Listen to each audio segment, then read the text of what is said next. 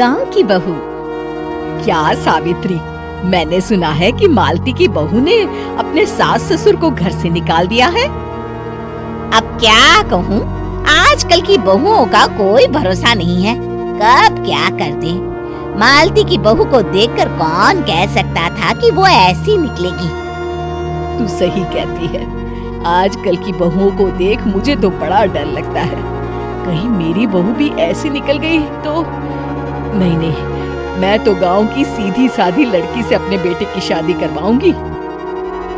इस तरह एक दिन गायत्री अपने बेटे की शादी गांव में रहने वाली मीना नाम की लड़की से करवा देती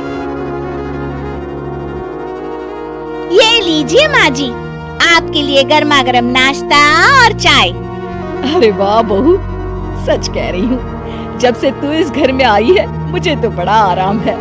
तेरे जैसी बहू तो किस्मत वालों को मिलती है।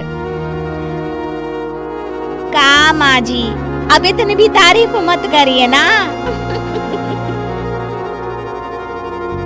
धीरे धीरे मीना गायत्री की चहेती बन जाती है और मीना भी गायत्री को कभी शिकायत का मौका नहीं देती थी। फिर एक दिन,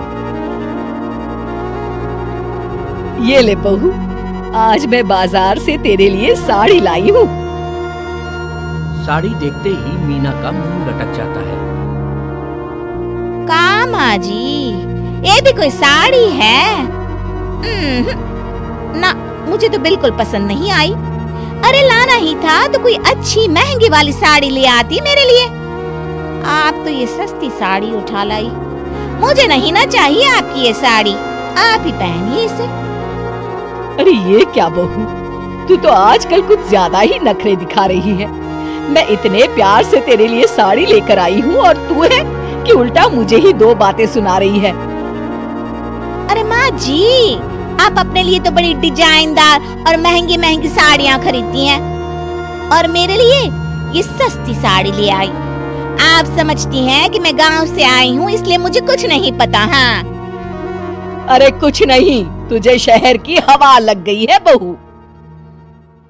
इस तरह दोनों सास बहू में रोज किसी न किसी बात पर लड़ाइयां शुरू हो जाती थीं।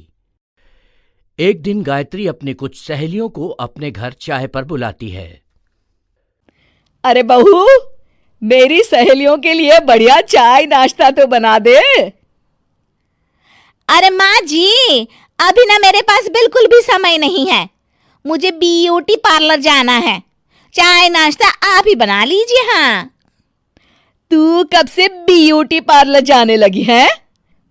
शहर आए 2 दिन नहीं हुए और देखो महारानी के नखरे शुरू हो गए।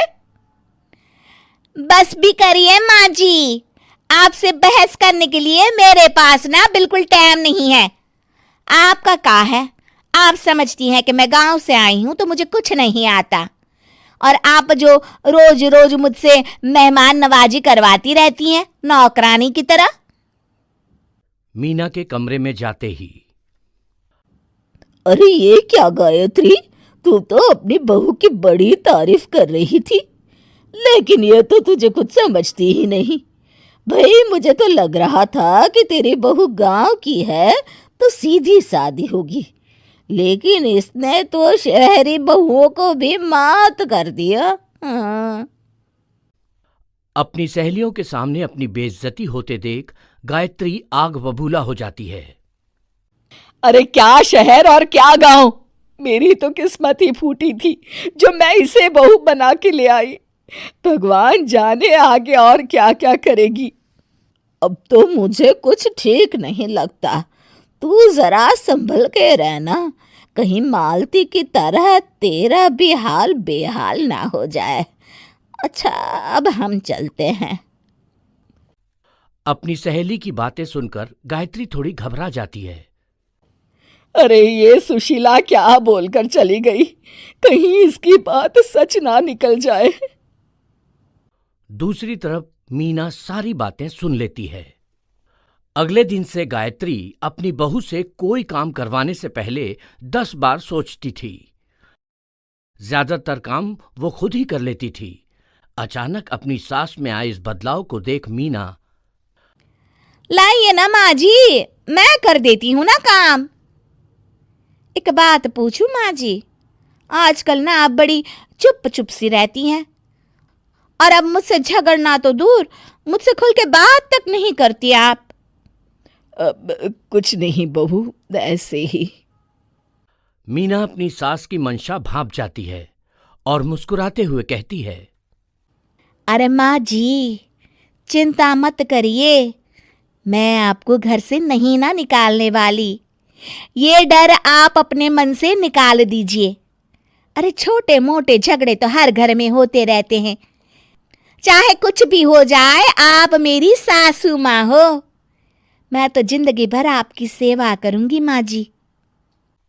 अपनी बहू की बातें सुन गायत्री को एक प्रकार का संतोष होता है और उसकी सारी चिंताएं दूर हो जाती है। गायत्री अपनी बहू को गले लगा लेती है। मुझे माफ कर दे बहू, मैं तुझे गलत समझ बैठी थी। कोई बात नहीं माँ जी, ये ना घर घर की कहानी है। हाँ।